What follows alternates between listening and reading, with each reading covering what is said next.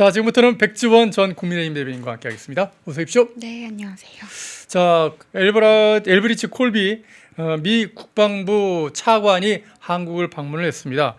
이 국방부 차관, 콜비 차관은요, 거부 전략이라는 책을 쓴 인물로 미국 국방부의 이 전략, 미국 전쟁부의 전략 NDS 2026을 기획한 그런 인물인데, 이런 인물이 한국을 방문해서 앞으로 4년간 적용할 이 NDS를 설명했다고 그러는데요.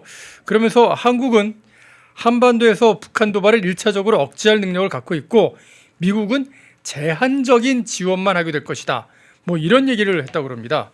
콜비 차관이 한국에게 전하려고 하는 메시지는 뭐라고 생각하시는지요?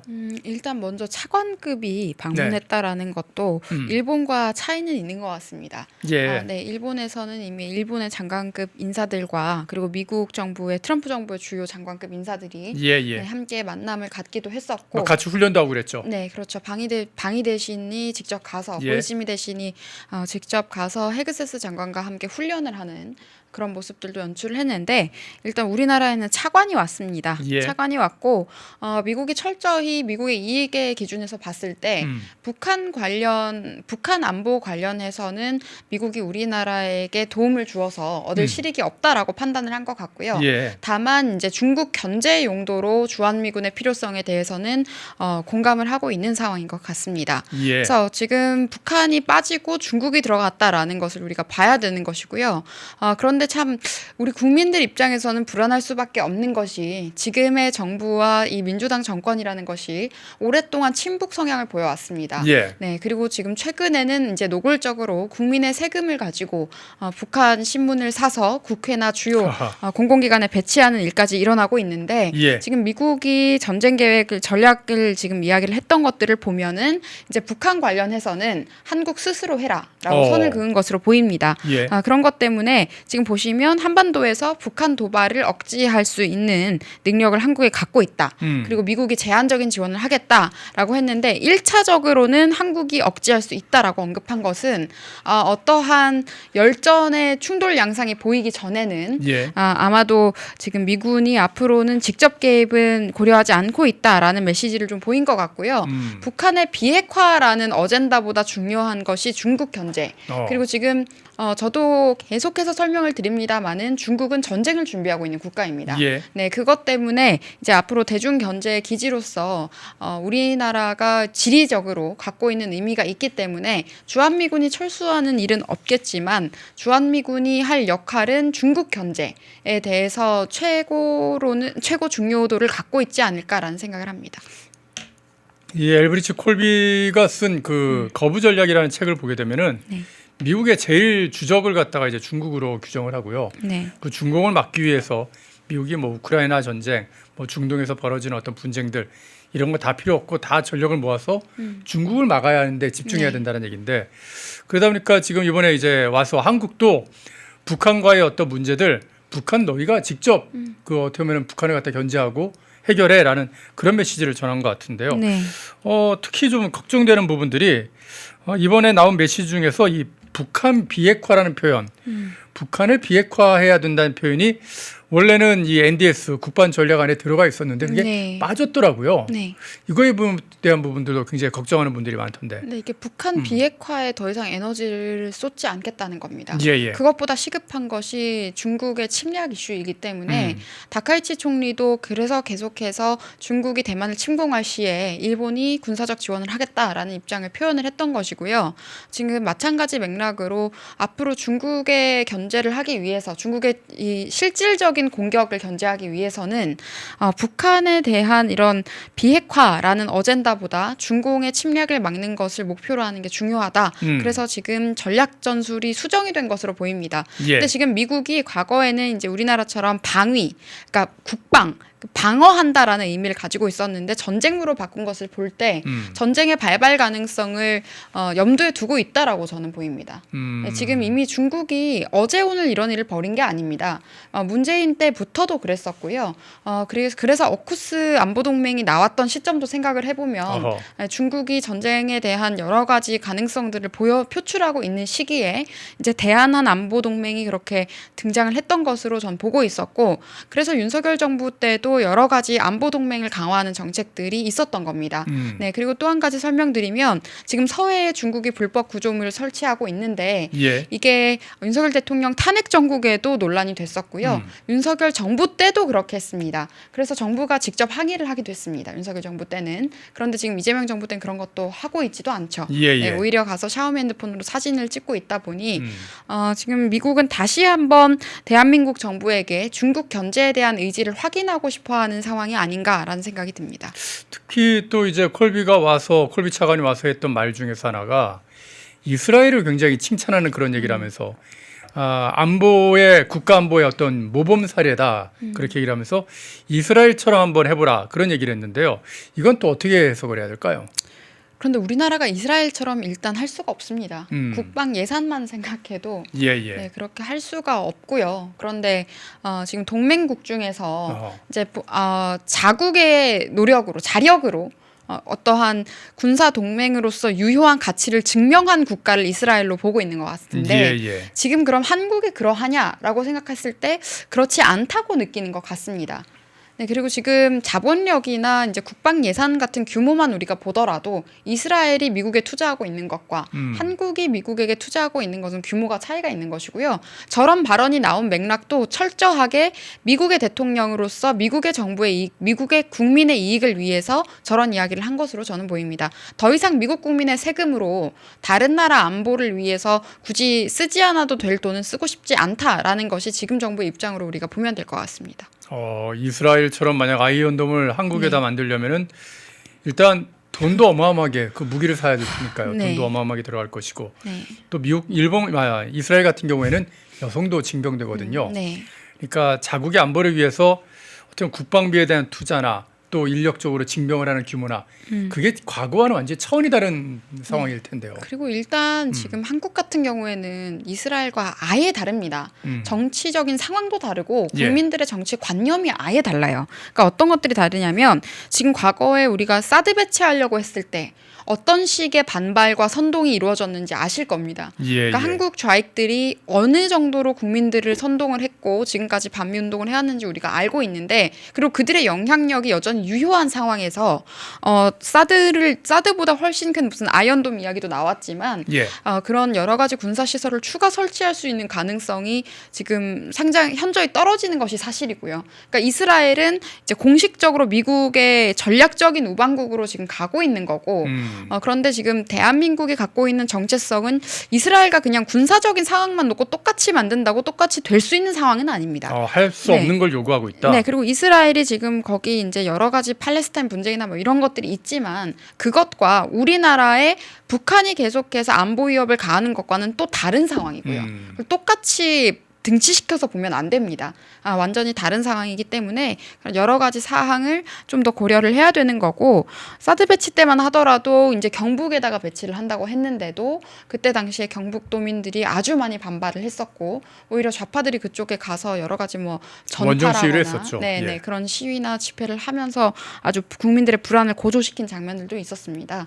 네, 그런 것들로 봤을 때 실질적으로 우리가 실현 가능한 전략을 고려했을 때는 추가적인 그런 군사시설의 설치나 배치는 어려울 것 같습니다. 지금 이재명 정부의 성향을 보시더라도 아실 텐데요. 결국 미국의 어떤 계획이나 뜻을 그림을 갖다가 이재명 정부가 전혀 따라오지 않는다 그런 말씀이시네요. 네, 그리고 지금 한국의 한미연합훈련 할 때 들어와 있었던 미국 항공모함을 한국에서 유학생과 관광객 신분으로 위장해 있었던 중국 간첩들이 무단 촬영을 하기도 하지 않았습니까? 네, 그런 여러 가지 중공 간첩에 대한 위협이 있는 국가이기도 하기 때문에 저런 말을 저는 이스라엘처럼 해보라는 말은 그냥 툭 던진 말이 아닌가. 미국의 무기를 사라. 그리고 미국에게 투자를 해라라는 정도로 읽으면 되지.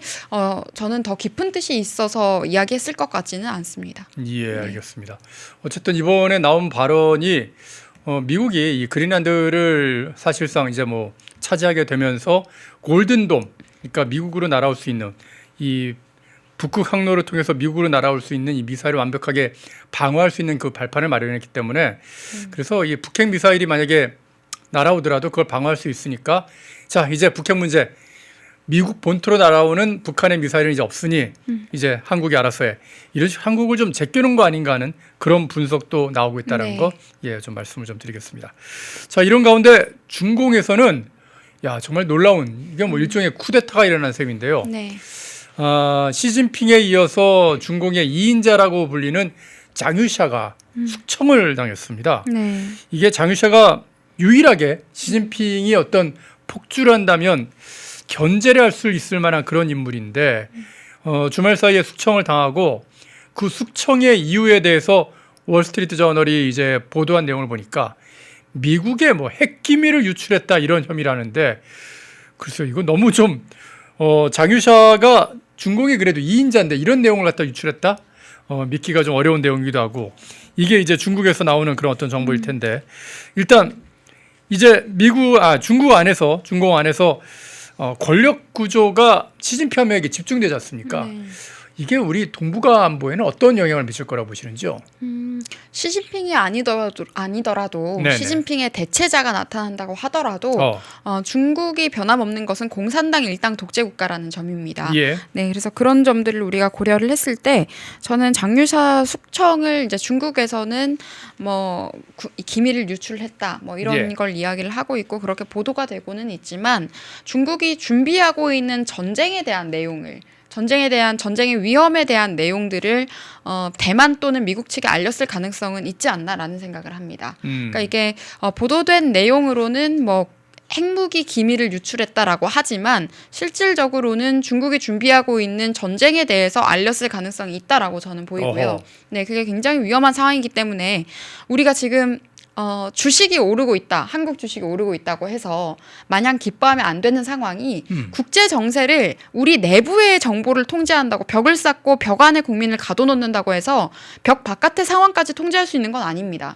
지금 우리나라 밖에서는 이런 일들이 벌어지고 있고 그러니까 어마어마한 일이죠. 예. 네, 그리고 중국이 전쟁을 준비하고 있는데 언제든 만약에 대만을 침공하고 그게 확전 양상이 되었을 경우에 북한이 어떻게 또 행동을 할 것인지 그럼 우리 정부는 어떻게 행동을 할 것인지 그런 것들에 따라서 우리나라 국민들의 운명이 또 결정이 되는 겁니다. 그런데 지금 실질적으로 중국은 전쟁을 준비하고 있는 거고 지금 항공모함을 대만이나 지금 일본 근처까지도 전투기는 띄웠었고요. 예. 항공모함으로 계속 대만 해협을 위협하는 행동들을 지속적으로 하고 있습니다. 예. 이게 이제 군사훈련을 그쪽까지 하는 이유가 도대체 무엇이겠습니까?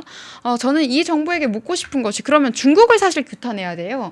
국제 평화를 위협하는 행태를 반복하고 있는데 네. 그런데 오히려 우리나라를 지키기 위해서 최전방에 있는 군인들에게는 군사훈련 더 줄이려고 하고 우리 군인들의 손에는 총을 빼앗고 삼단봉을 쥐어주려고 하고 군인들을 대상으로 혐오 여론 같은 것들을 지금 조장하고 있잖아요. 근데 지금 우리 군인들은 우리나라를 지키기 위해서 일하고 있을 뿐이고 우리가 국제적으로 규탄해야 할 대상은 계속해서 대만 침공을 노리고 있는 중국의 군사훈련을 우리가 규탄을 해야 되는 겁니다. 이렇게 되면 우리가 절대 안심할 수 없는 것이 홍콩이 지금 중국에게 어떻게 되었는지 우리가 보지 않았습니까? 예. 다음이 대만인 겁니다.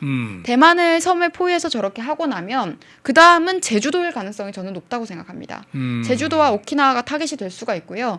실질적으로 중국 외교관이 특히 오키나와에 대해서는 오키나와도 사실 우리나라 땅이었다라는 발언을 하기도 했습니다. 어허. 공식 석상에서 그런 이야기들을 예. 네, 유출을 하기도 했었고 제주도 같은 경우에도 이게 중공이 다른 나라 영토를 빼앗아가는 과정이 본인 나라에 있는 사람들을 그 나라에 많이 살게 한 다음에 예. 그 나라의 부동산을 사게 해서 공산당식인 겁니다. 지주 세력이 되게 하는 겁니다. 예. 그렇게 해서 오히려 그 나라 자국민들은 중국인들에게 월세를 내고 살아야 하게 만드는 것. 이게 유럽에도 그렇게 하고 있고요. 우리나라에도 지금 이미 많이 진전이 되었는데 이렇게 지금 심각한 상황이라는 것을 국민들께서 아셔야 됩니다. 그런데 이제 이런 상황이 발발했을 때 그럼 우리는 어떻게 해야 되느냐라고 말씀을 많이 하실 텐데 예. 그렇게 우리가 어떻게 해야 할지에 대한 권한을 지금 갖고 있는 것이 이재명이라는 사람이고 예. 네, 친중 종북행위를 해왔던 이재명과 민주당 세력들 그리고 방위 출신으로 경례도 제대로 하지 않는 안규백이 예. 국방장관인 상황 이게 정말 위험한 상황이라는 것을 다시 한번 말씀드리겠습니다.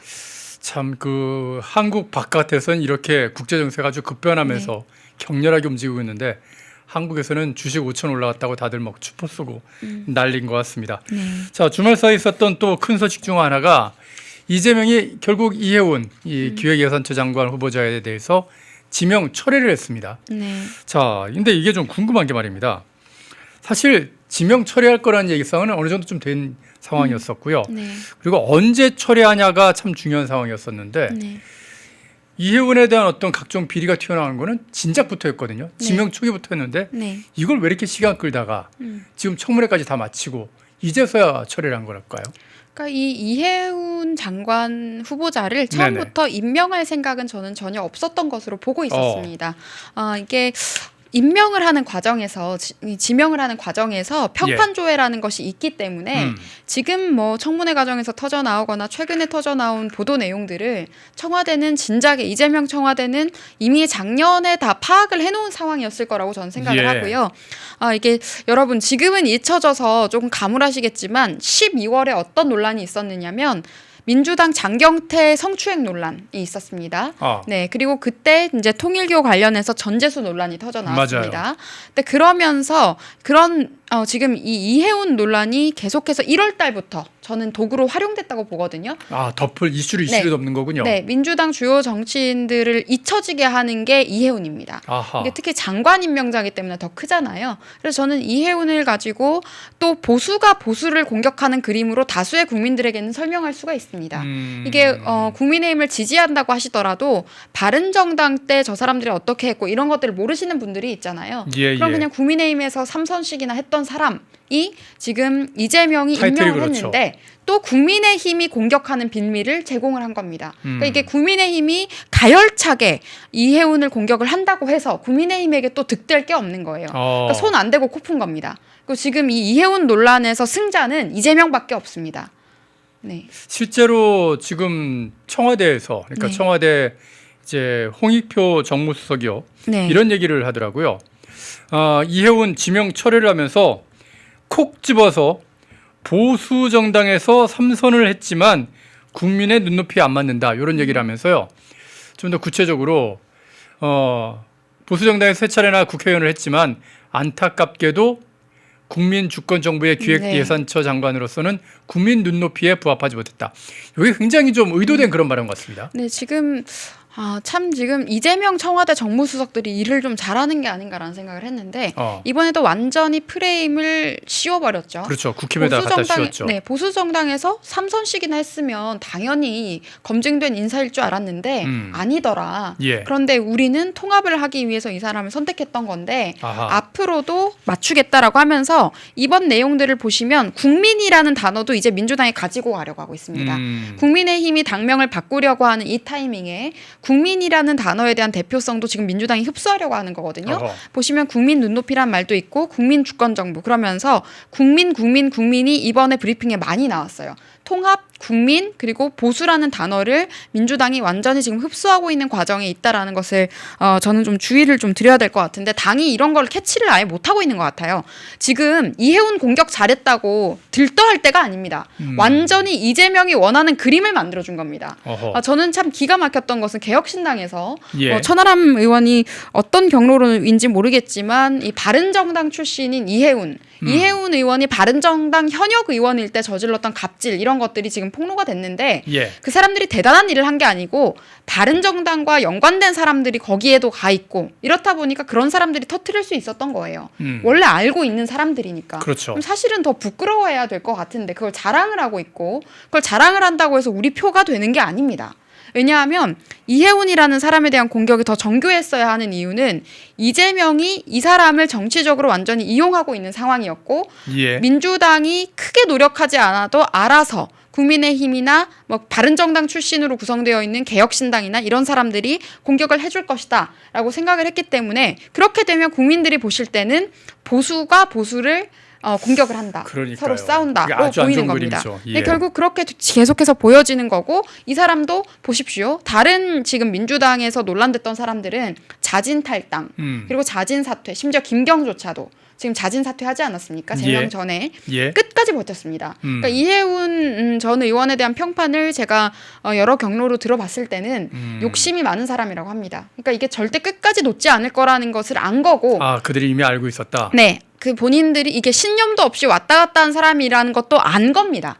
특권만 받아온 특권만 누리고 특혜만 받아온 사람이기 때문에 그러니까 아주 적절한 타겟을 민주당에서 저는 이재명 정권에서 지금 전략적으로 선택을 해서 본인들의 이슈도 무마하면서 지방선거를 앞두고 이 보수라는 단어 그리고 보수 정당으로 보여지고 있는 당들에 대해서 부정적인 이미지를 더 씌울 수 있고 아하. 이들이 어떤 기득권인지를 보여줄 수 있는 도구로 지금 이해운이란 사람을 이용을 한 건데 이용당한 사람도 모자란 겁니다. 사실 제가 볼 때는. 앞으로도 네. 국민의힘 쪽이나 이 보수 쪽에다가 계속해서 뭐 통합이라는 그런 명분을 가지고 네. 이렇게 이재명이 덫을 놓을 네. 텐데 속지 말아야겠네요. 네, 그리고 그것도 또 같이 이야기가 나왔었던 것이 유승민, 똑같죠. 바른정당이죠. 예. 유승민 국무총리설 제안했었다. 뭐 이런 얘기가 나왔다가 쭉 보도가 되고 나서 청와대는 우리는 아니었다. 확인 못 해준다라고 얘기한 것도 실체가 있어도 아니었다고 하면 그만이니까요. 예, 예. 그러니까 그런 식으로 정체성이 불분명하고 당적은 보수지만 사회주의 성향을 보였던 사람들을 가지고 계속해서 보수라는 단어를 이 사람들은 사용을 할 겁니다. 예. 부정적으로 소비하고 보수가 갖는 긍정적인 의미와 이미지만 민주당이 지금 흡수하려고 하고 있는 상황이다. 현수막도 제가 지난주에도 지적을 드렸는데 여전히 안 고쳐지더라고요. 종로구가. 근데 종로구뿐만이 아니라 현수막에서도 우리가 밀리고 있는 것이 민주당은 이제 어떻게 하고 있냐면 경제도 민주당, 안보도 민주당 이런 것들을 내걸고 있습니다. 그러니까 완전히 우리가 갖고 있는 정체성을 도둑질하는 과정들이 지금 이루어지고 있는데 우리는 그런 것들에 대한 대비가 좀 소홀한 편이 아닌가라는 생각이 들어서 지방선거를 앞두고 이런 점을 좀 당이 개선해야 될 것 같습니다. 그러니까 전략적인 생각 저쪽에서 계속 꼼수를 쓰면서 공작을 해오니까요. 네. 그걸 막을 좀 지혜가 좀 필요할 것 같습니다. 네. 이게 지금 민주당사 앞에 주말 사이에서 벌어진 일인데 민주당과 이 조국혁신당 합당하자라는 그 정청래 민주당 대표의 그런 어떤 계획에 반대하는 개딸이라 불리는 그 민주당 강성 지지자들의 어떤 집회의 모습입니다. 뭐 청래야 네가 조국당 가라 그러면 된다 뭐 이런 얘기부터 해서 굉장히 조롱조에 그런 얘기가 나오고 있는 그런 시위였는데요. 그런데도 불구하고 또 조국혁신당 자체에서도 민주당이 뭐 흡수 합당을 하겠다 뭐 이런 식으로 나오는 거 굉장히 불쾌하다 강력한 유감까지 표명하고 그러고 있지만은 정작 정청래는요. 지금 자기 SNS에다가 뭐 흔들리며 피는 꽃 그러면서 흔들리지 않고 피는 꽃이 어딨냐 다 흔들리면서 피었다고 뭐 이러면서 뭐 조국혁신당에 반대해도 또는 뭐 개딸들이 계속 반대를 해도 합당을 강행할 것처럼 그렇게 네. 분위기를 피우더라고요. 네. 그런데 또 재미있는 것은 예. 친명 최고위원은 지금 저 시에 화답하는 내용을 뭐라고 올렸냐면 또 나왔나요? 네, 뿌리 깊은 나무는 흔들리지 않는다로 지금 아, 한시 정치하고 있습니다. 그러니까 민주당은 한가한 겁니다. 정말 좀 그러네요. 여유만만하니까 저렇게 시 올리면서 티키타카를 하고 있는데 저는 정청래 대표가 최근에 이재명을 만나지 않았습니까? 청와대에서. 예. 네, 그 만나면서 이 이야기를 했을 수 있다고 봐요. 그러니까 이재명 본인과 정청래 대표 간의 대화는 있었을 수 있다고 봅니다. 그러니까 당연히 반발이 따를 것을 정청래도 알았겠죠. 예. 반발이 있다고 해서 저는 본인의 기조를 바꿀 것 같지는 않고요. 이 정도 반발을 예상하지 못하고 합당 카드를 던진 건 아닌 것 같은데 근데 이게 또 조국당도 그 내부 상황을 조금 알아보니까 조국당 내부에서도 자강파가 또 있답니다. 합당을 원하지 않는 사람들도 또 네네. 있답니다. 그러니까 조국당이라고 무조건 다 합당을 원하는 게 아니고 조국당에서도 합당하고 싶어하지 않는 사람들도 있고 합당을 하고 싶어하는 사람도 있는 상황인 거고요. 그래서 저는 이게 만약에 이재명과 정청래 간에 사전에 교류를 해서 사전에 서로 이렇게 하자고 결정한 것이 아닌 이상은 앞으로 더 갈등 양상은 치닫겠지만 결론은 정해져 있는 것 같습니다. 결론은 정청래가 원하는 대로 될 것 같습니다. 어허. 이게 1인 1표제도 사실상 지금 찬성하는 당원들이 훨씬 더 많기 때문에 통과될 가능성도 높은 상황이고 통과됐죠. 예. 네, 그리고 근데 이재명 입장에서도 정청래와 어떠한 일종의 정치적 계약이나 거래가 있었을 수도 있는 것이 이재명 청와대 출신 인사들을 이번에 지자체장으로 대거 지금 출마시킵니다. 예. 그 부분에 있어서는 공천권은 또 당대표가 쥐고 있기 때문에 정청래가 원하는 합당을 대가로 이재명이 원하는 사람들을 주요 공천을 해줄 수도 있는 것입니다. 네, 그래서 저는 그런 과정의 딜이 사전에 둘 사이에는 있었을 수도 있고 그러니까 당원들의 반발이 있다고 해서 멈출 수 있는 일이 아닐 수도 있는 거죠. 그러니까 그리고 반발이 있을 것을 예상하지 못하고 합당이나 이런 이야기를 꺼낸 건 아닐 겁니다. 당연히 반발이 있겠죠. 다 계산을 하겠죠. 네, 그리고 이현주 지금 민주당 최고가 같은 경우에는 원래도 네네. 친문과의 세력이 정말 그 사이가 정말 안 좋습니다. 그래서 문재인 비판하면서 이쪽으로 우리 당 쪽으로 넘어왔었던 것이고 그랬다가 다시 이제 이재명 세력과 함께 민주당으로 지금 가 있는 상황인 건데 그렇기 때문에 이재명 세력 같은 경우에는 반발을 하겠지만 이재명 세력들과 이재명 본인 간의 생각은 전 또 다를 수도 있지 않나라는 생각을 했습니다. 지금 보면은 우상호 전 정무수석도 예. 강원도지사에 차출이 되는 것이고 예. 그리고 지금 비서실장 이름이 갑자기 생각이 강훈식 비서실장. 대전요. 네, 강훈식 비서실장도 지금 광역단체장 출마를 지금 대전 충남으로 가려고 하고 네, 있죠. 대전이나 충남으로 가겠다고 하고 있는 상황이고 전재수 같은 경우에도 전재수 전 장관 같은 경우에도 해수부 장관 했었고 지금 1년 전부터 대선 준비하는 과정에서 이미 해수부를 가지고 이제 부산 민심을 해수부 이전이나 여러 가지 이슈를 통해서 부산 민심을 굉장히 다져놨습니다. 예. 저는 통일교도 12월에 지금 본인들이 먼저 흘린 게 아닌가라는 생각도 했었어요. 그러니까 사전에 그 리스크가 터지고 나면 선거에 임박해서는 리스크가 별로 영향이 없어집니다. 그리고 지금 과정도 보시면 경찰에서 조사나 이런 과정들이 지금 지연이 되면서 후보 등록이 문제없이 이루어질 것이다라고 지금 보고 있는 상황인 것이고 물론 우리가 지금 비판을 해야겠지만 비판을 하더라도 그들이 합법이라는 제가 제도적 독재가 가장 무섭다고 말씀을 드렸는데 제도적인 이 흐름 하에서 그들이 그렇게 뭐 출마를 하고 이런 과정이 이루어지면 우리가 막을 방법이 없는 겁니다. 예. 그래서 참 걱정이 되는데요. 뭐 당장의 합당이 이루어지지 않는다고 하더라도 앞으로 언젠가는 민주당과 조국당은 합쳐서 갈 수밖에 전 없다고 생각합니다. 근데 개혁신당 같은 경우에는 완전히 저는 결이 다르다고 보고 있는 것이 처음부터 노무현과 노회찬에 대해서 이야기를 했던 정당이기 때문에 우리 당과의 정체성보다는 정의당의 대한정당의 정체성이 좀 더 가까웠습니다. 뭐 노사모나 뭐 40대 이런 분들도 그때 초반에 가입을 많이 하고 인증 같은 것도 올리기도 했기 때문에 그런데 지금 민주당 같은 경우에는 친문이냐 친명이냐밖에 차이가 크게 없거든요. 예. 가치 공동체로서의 특수성은 공유를 하고 있기 때문에요. 그 지점에서 이건 분리해서 봐야 된다고 생각합니다. 예, 저는 그런 생각도 좀 해봤거든요. 이게 갑자기 정청래가 합당을 떡 꺼냈을 때가 네. 장동혁 대표가 한참 단식을 하고 있을 때였어요. 그리고 장동혁 대표에 대한 어떤 그 단식의 여론 또는 그 국민들의 관심이 좀 몰릴 정도쯤에 그걸 끊기 위해서 갑자기 합당이란 카드는 던진 거 아닌가 그런 생각을 했는데 근데 이게 네. 생각보다 우리 내부 이 내부에서는 단식의 의미를 크게 생각하지만 외부 여론이 지금 좋지 않습니다. 네, 사실 민주당에서 그런 것들을 만약에 고려를 했다면 정청래 대표가 단식 현장에 방문을 했을 것이고요. 이제 합당 이야기가 나왔던 날은 박근혜 전 대통령께서 방문하신 날입니다. 확실히 이건 이슈가 될 수 있는 어떤 이벤트였기 때문에 뭐 굳이 나를 골랐다면은 박근혜 전 대통령을 의식해서 골랐을 가능성은 저는 있다고 생각은 하지만 그걸 확신하기는 좀 어려운 상황이고 지금 단식의 이유에 대해서도 우리가 이야기를 해야 되는데 이제 명분으로 얘기했던 것이 특검 통과를 이야기를 했었습니다. 통일교 특검과 공천헌금 특검.